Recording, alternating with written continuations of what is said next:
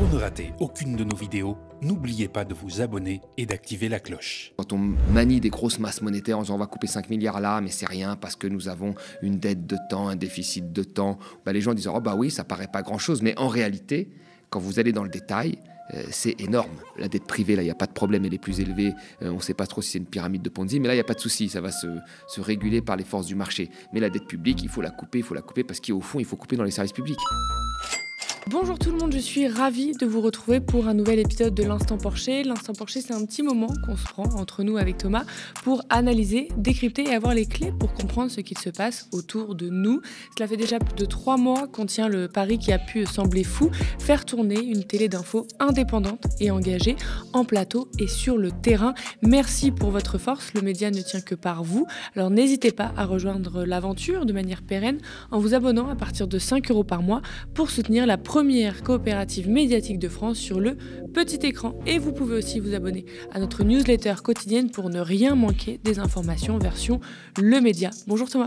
Salut Lisa. Alors avec toi aujourd'hui au programme, les 10 milliards d'économies annoncées par Bruno Le Maire. On a le détail et les Français vont payer. Puis l'état des transports parisiens à 4 mois des JO. C'est parti.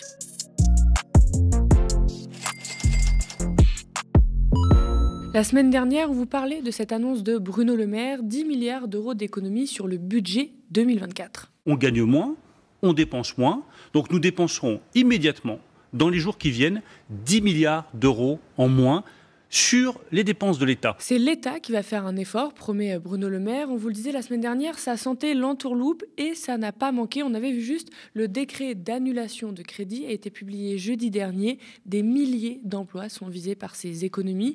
Le collectif Nos Services Publics a estimé éducation 8 000 postes. Le café pédagogique estime même jusqu'à 11 000, dont la moitié pour des accompagnants d'élèves en situation de handicap. La recherche 7 500 et on pourrait même estimer le double. Agriculture, alimentation 1 200 postes. Justice 300 postes. Bercy affirme à France Info que ces coupes n'impliqueront aucune suppression d'emplois et ciblent des réserves de dépenses de l'année passée qui n'ont pas été effectuées à suivre. Mais dans tous les cas, pas d'embauche et ou d'investissement. Au-delà de la masse salariale, des missions et services publics subissent des coupes budgétaires massives, 2 milliards, soit 20% du total, pour les programmes touchant à l'écologie, au développement durable et à la mobilité.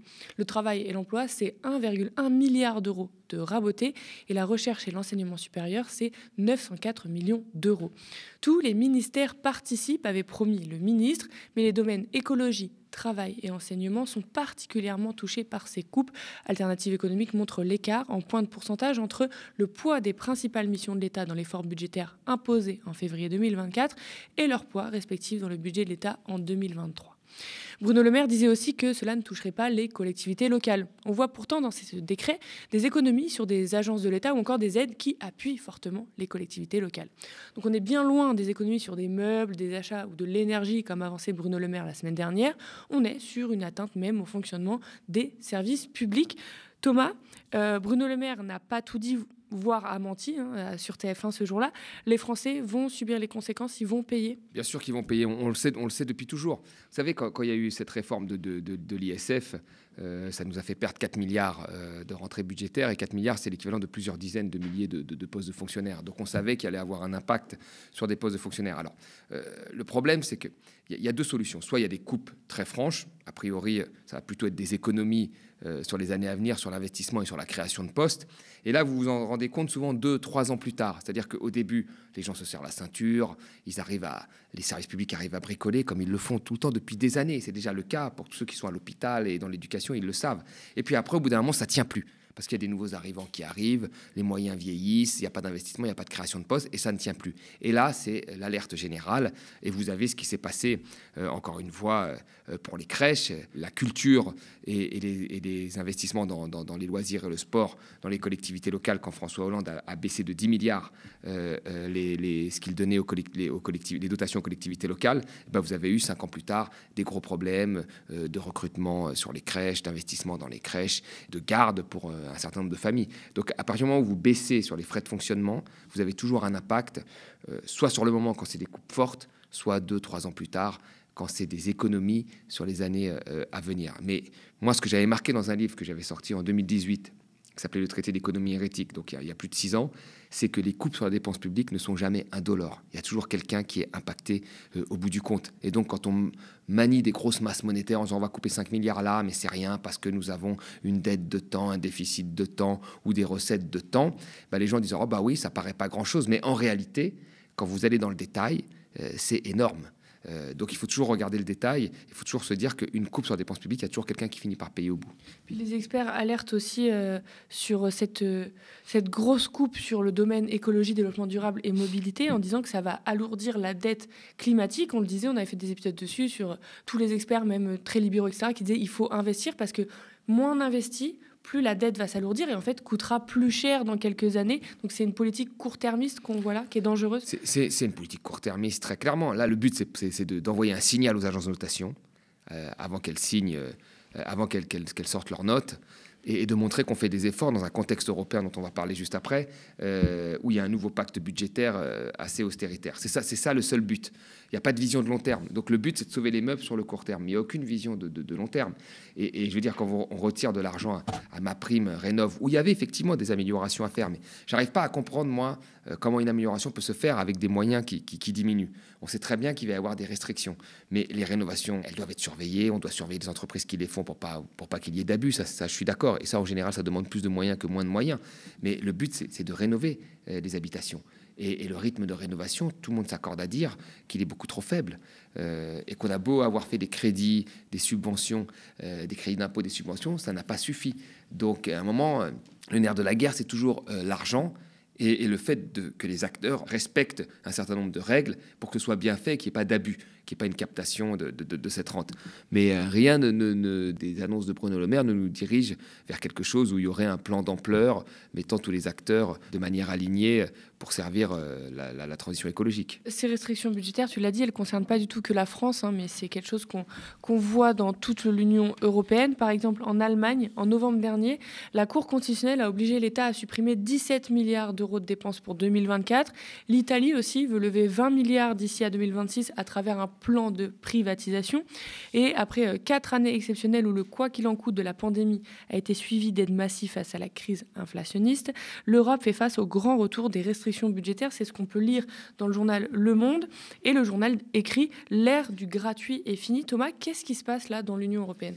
Il se passe ce qui s'est passé après la crise 2008. Et moi, ça me fait très peur parce que, vous savez, au moment du Covid, on s'est rendu compte qu'on avait fait un certain nombre d'erreurs. Et je me souviens de Macron qui a dit « Je vais me réinventer, moi le premier ». C'est ce qu'il a dit. On s'est rendu compte que, par exemple, la Commission avait appelé un certain nombre d'États, un certain nombre de fois, à faire des économies sur leur système de santé. Et quand on est arrivé au Covid, les hôpitaux étaient tellement déjà à genoux qu'ils ont dû bricoler, qu'on a dû confiner, etc. Et d'ailleurs, souvent, les confinements, les couvre-feux étaient liés à la capacité des urgences à recevoir un certain nombre de malades. Donc, les médecins ont été mis face à une pandémie alors qu'ils étaient complètement à genoux, qu'il y avait un manque de moyens, de personnel, etc. Donc là, tout le monde a dit il faut se réinventer, il faut avoir une vision de long terme, il faut privilégier plutôt des investissements dans des secteurs plutôt que des restrictions idiotes. Et là, qu'est-ce qui se passe ? On est à peu près, la pandémie c'était en 2020, 3-4 ans après, on fait le tournant austéritaire. En 2008, il y a eu cette grosse crise financière. 3 ans après, en 2011, on a fait le tournant austéritaire. Donc c'est à peu près le même schéma qui suit. Et pendant cette crise, beaucoup de gens ont prévenu, nous avons prévenu ici, nous l'avons dit à plusieurs reprises, qu'il ne fallait pas nous refaire le même coup qu'après la crise de 2008, parce que la crise de 2008 avait entraîné un fort décrochage de la zone euro, et y compris de la France, par rapport aux États-Unis, et que là, sur une situation dégradée, si on faisait la même chose, la situation serait beaucoup plus difficile à encaisser pour les populations. Bruno Le Maire disait qu'il ne ferait pas la même chose, Macron disait qu'il ne ferait pas la même chose, qu'ils avaient compris, résultat des courses, ils font la même chose. Et moi, ce qui me fait peur, c'est que toute l'ère que nous avons connue à cette époque-là, parce que les crises austéritaires en 2011 ont entraîné quand même la création d'un certain nombre de mouvements anti-austéritaires en Europe. Il y a eu Podemos, on s'en souvient, il y a eu Tsipras, Varoufakis en Grèce, il y a eu au début le mouvement 5 étoiles, même si aujourd'hui on ne sait pas trop où ils sont. Il y a eu un certain nombre de mouvements qui sont nés comme ça, et ces mouvements ont été tous balayés, écrasés ou balayés. Et aujourd'hui, je ne suis pas sûr qu'il y ait le même type de mouvement qui naisse, et j'ai bien peur que cette crise austéritaire profite finalement à l'extrême droite, alors que l'extrême droite est assez garant de cette politique dans ses programmes. Donc j'ai peur, moi, que la colère citoyenne aille au mauvais endroit et que ça n'arrange en rien la situation des services publics et même la situation des populations. Le Monde donc écrit « L'ère du gratuit est finie ». Est-ce qu'on était vraiment dans l'ère du gratuit ? Je ne sais pas si on peut dire ça. En réalité, vous savez, en économie, vous avez, quand l'économie va mal, c'est ce que vous apprenez en première ou deuxième année, quand l'économie va mal, vous devez faire de la politique contracyclique. C'est-à-dire vous devez soutenir de l'activité par des déficits. C'est un pays, comme les États-Unis, un pays libéral qui l'a toujours fait et qui a toujours eu des effets plutôt positifs. Et d'ailleurs, c'était ça que nous avions appris. Enfin, pas nous, hein, mais parce que les économistes atterrés se sont créés, il faut le rappeler, quand il y a eu la première politique d'austérité. Mais c'est ça qu'avait appris l'ensemble, on va dire, normalement, de l'Europe. C'est qu'à la crise de 2008, les États-Unis ont mis 3 ans pour revenir à leur niveau d'activité d'avant-crise, quand l'Europe a mis 10 ans. Donc ça veut dire que la politique américaine de support de l'activité par les déficits avait été efficace. Aujourd'hui, les États-Unis, ils refont la même chose. Et il y a une vraie croissance économique qui se passe. Et il y a des vrais investissements sur des entreprises, notamment de la transition énergétique, qui se font. Nous faisons l'inverse. Donc nous n'avons pas appris de nos erreurs. Alors que pendant le Covid, nous avons fait des emprunts communs et que c'était normalement une voie qu'il fallait poursuivre. Là, vous vous rendez compte que ce qui se réinstalle en Europe, c'est la défiance entre pays, avec l'Allemagne et les pays du Nord qui veulent réduire rapidement les déficits, et les pays du Sud, finalement, qui sont contraints de faire des économies. Et vous savez, là-dedans, dans cette architecture de l'Europe, vous avez les pays du Nord qui veulent faire de la réduction de l'austérité budgétaire, les pays du Sud qui n'ont pas la même économie, ou une économie parfois même un peu plus jeune, mais qui n'ont pas la même transition démographique, qui n'ont pas le même fonctionnement de l'économie, eux ne veulent pas faire ça. Normalement, la France est au milieu des deux. En plus, c'est la deuxième puissance. Ça devrait être un médiateur pour changer l'Europe. Et elle ne l'a jamais été. À l'époque de Tsipras, de Varoufakis, ce ministre de l'économie grec qui avait fait le tour de l'Europe en dénonçant l'austérité, la France aurait pu être ce qu'on appelle dans le langage managérial un game changer, faire en sorte que la balance penche du côté des pays du Sud, mais elle a toujours refusé d'avoir cette position. Elle préfère avoir une position de bon élève, comme ça, de l'Allemagne et des pays du Nord, plutôt que d'avoir une position où elle représenterait plus de 50% du PIB de la zone euro, et elle dirait « c'est fini, on veut plus de ça ».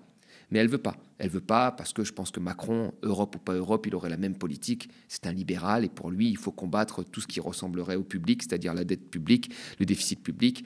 La dette privée, là, il n'y a pas de problème, elle est plus élevée. On ne sait pas trop si c'est une pyramide de Ponzi, mais là, il n'y a pas de souci, ça va se réguler par les forces du marché. Mais la dette publique, il faut la couper parce qu'au fond, il faut couper dans les services publics et il faut réformer. Et ça, Europe ou pas Europe, Macron l'aurait fait, ça c'est sûr. Justement, tu l'as dit, il y avait plusieurs orientations possibles quand on sort d'une crise ou qu'on voit une crise, etc. Il y a l'investissement massif, comme tu l'as dit, aux États-Unis, donc agrandir la dette, mais avoir un retour sur investissement sur le long terme. Après, on ne se compare pas aux États-Unis, c'est pas les mêmes systèmes, c'est pas les mêmes situations, mais voilà, les États-Unis font ça. Et où il y a aussi l'orientation de serrer les dépenses, ne pas forcément chercher de recettes. Bref, l'austérité, là, tu l'as dit, hein, on voit ce qu'a pris comme chemin l'Europe et la France. Moi, ce que je me demande, c'est pourquoi on s'entête, enfin pas nous, mais pourquoi le pouvoir politique, pourquoi la France, pourquoi l'Europe s'entête dans ce modèle austéritaire? Est-ce qu'il y a des intérêts privés? Qu'est-ce qui se passe en fait? Pourquoi on continue dans ce modèle alors qu'on sait que à court terme, il peut peut-être arranger des gens, mais à long terme, il coûte plus qu'il... Enfin, alors déjà, vous savez, souvent pour rembourser la dette et le déficit, il y a des grands plans de privatisation qui profitent à des intérêts privés. On l'a vu en Grèce. La Grèce a vendu une grosse partie de ses aéroports qui ont été achetés parfois par des entreprises allemandes. Parfois, le port grec a été acheté par des entreprises chinoises. La privatisation profite toujours à des intérêts privés. C'est la première des choses. Le service public est financé par l'impôt. Et donc, pour une grosse partie des gens, si vous réduisez le service public, vous réduisez l'impôt. Et il y a une grosse partie des gens qui veulent moins d'impôts. Notamment, les grandes entreprises en payent déjà pas beaucoup, mais notamment les chefs d'entreprise et les gens les plus riches veulent moins d'impôts. D'ailleurs, je me souviens, moi, qu'à l'époque des mémorandums qu'il y avait en Grèce, c'est-à-dire des plans d'ajustement structurel, le gouvernement de gauche, Tsipras, avait proposé d'augmenter les impôts sur les plus riches. Et le FMI avait refusé, en disant que non, c'est pas la bonne technique, il ne faut pas faire ça, c'est un mauvais signal pour l'investissement, il faut couper dans les dépenses publiques, dans les retraites des Grecs ou dans le salaire des infirmières grecques. Et là, on est sur cette logique-là.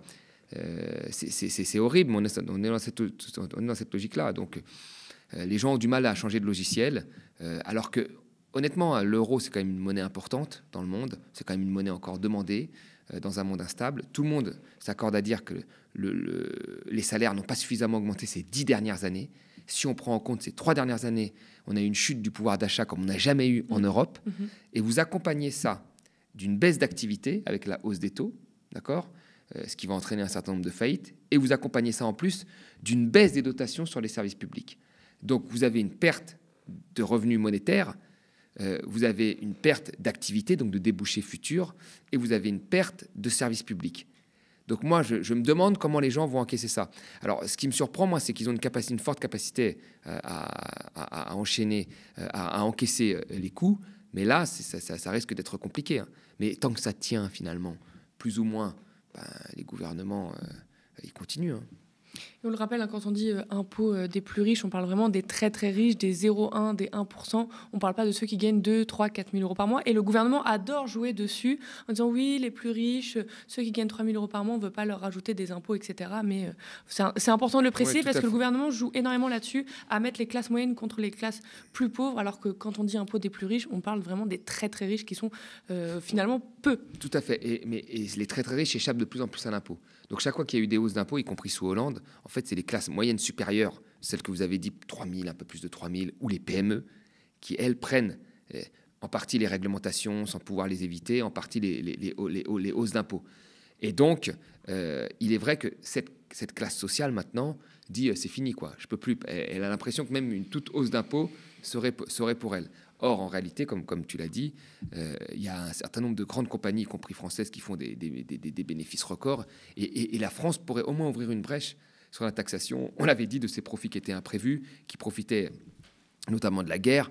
Mais ce n'est pas la volonté du gouvernement. La volonté, c'est d'agiter des choses, comme l'avait fait à un moment M. Attal, en disant on va récupérer l'argent dans les paradis fiscaux, etc.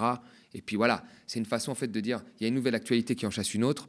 Il y a des actualités où il y a vraiment des coupes concrètes, puis il y en a d'autres où c'est un peu de l'esbrouf, on ne sait pas trop à quoi ça va mener, et puis après on passe à autre chose.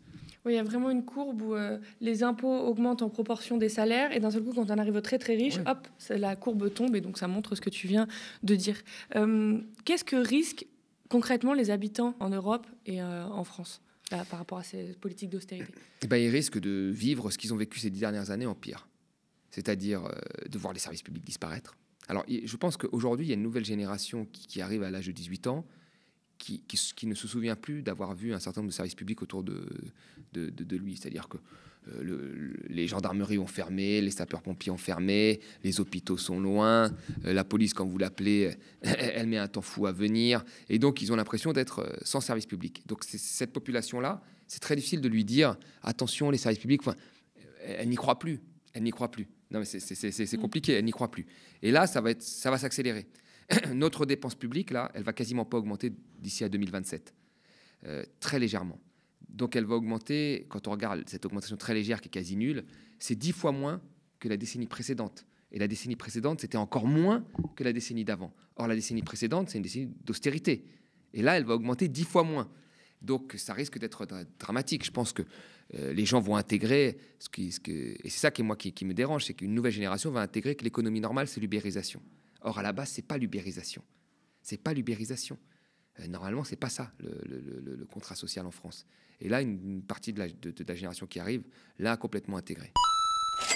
Les JO et les transports parisiens, cela devient un running gag, mais aussi un énorme enjeu politique et de sécurité à 4-5 mois des JO. We are fully prepared to host the world during the Olympic Games next summer. Cette vidéo a vite été tournée en dérision, tant les Franciliens subissent la dégradation du fonctionnement des transports de la région Île-de-France au quotidien.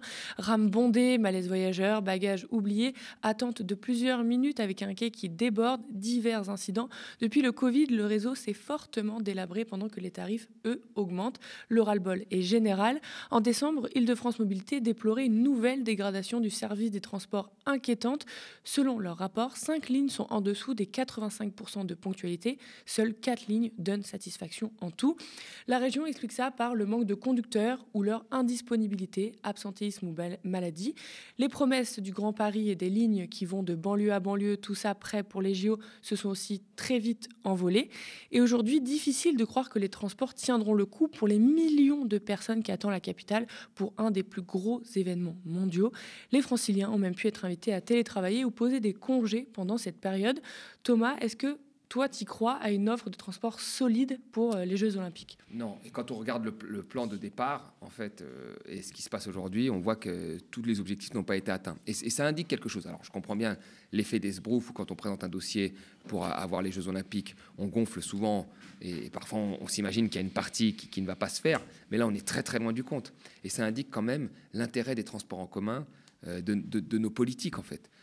Et là, on voit que les transports en commun, et nous l'avions dit ici, se dégradent très fortement en région parisienne. Or, l'avantage déjà de Paris et après de la région parisienne, c'était vraiment le fait qu'il y avait une offre de transport en commun qui était plutôt efficace, et ce qui faisait que les Parisiens se déplaçaient majoritairement en transport. C'est de moins en moins le cas.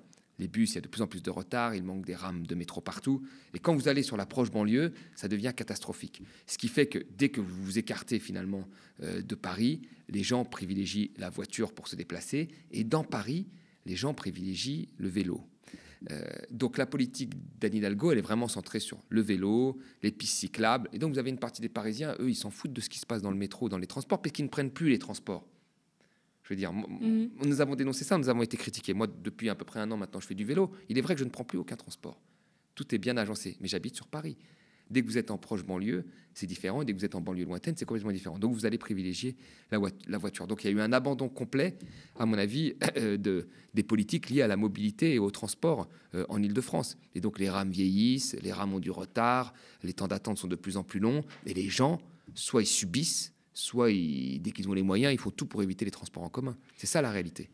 Je renvoie aussi au livre de Jeanne Lingard, Paris 2024, une ville face à la violence olympique, où la journaliste qu'on a d'ailleurs reçue sur le plateau raconte comment les délais de travaux étaient intenables et les budgets publics colossaux pour accompagner l'événement. Thomas, c'est vrai qu'il n'y a pas que les transports dans le sujet des JO. Pour toi, est-ce que cette organisation, elle est responsable ? Non, mais je pense que quand on fait un dossier, encore une fois, on veut toujours montrer un objectif. Et souvent, à l'approche de l'objectif, on dit toujours que ce ne sera pas possible, ce ne sera pas réalisé. Mais malgré tout, ça indique un certain nombre de failles, notamment on voulait faire des JO qui soient le plus écologiques possible, avec des transports efficients. On avait dit que les transports allaient être gratuits pendant la période des JO. Là, maintenant, les prix vont augmenter. Le prix du transport va augmenter. Ce qui est quand même hallucinant. Entre gratuit et augmenté, il y a une différence. Parce qu'on se rend compte qu'on ne peut pas se passer de la billetterie. Donc ça, c'est un objectif qui montre que voilà, les calculs... S'ils avaient été bons au départ, les investissements n'ont pas subi. Alors, on peut dire qu'il y a eu le Covid, etc.